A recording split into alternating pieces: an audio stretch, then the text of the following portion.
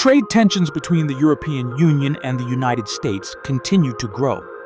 Brussels is preparing a forceful response against the Trump administration's new tariffs, while calling for opening a direct negotiation channel with Washington as soon as possible.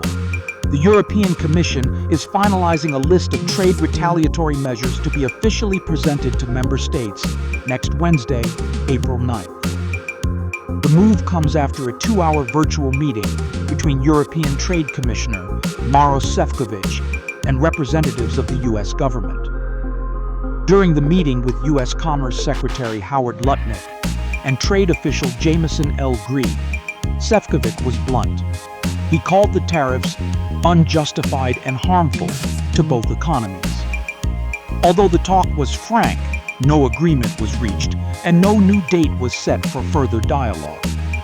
Despite keeping the door open to a diplomatic solution, the European Union is not ruling out proportional retaliation.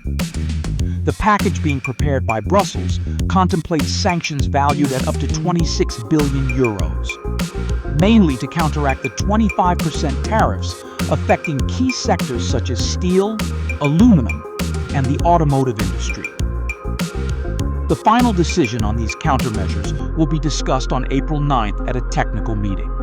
If all goes according to plan, they could be activated as of April 15th, although most of the economic impact, approximately $18 billion, would start to be felt a month later, following WTO protocols. And that's not all.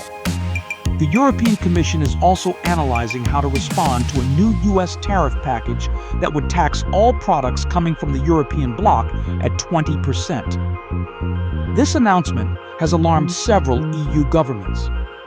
This Monday, in Luxembourg, EU trade ministers will discuss this second challenge.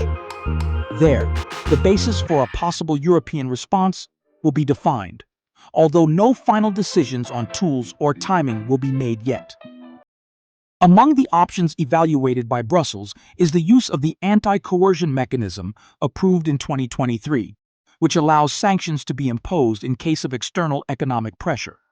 Even so, the Commission assures that it does not rule out any measure and that its priority remains to protect the commercial interests of the Union.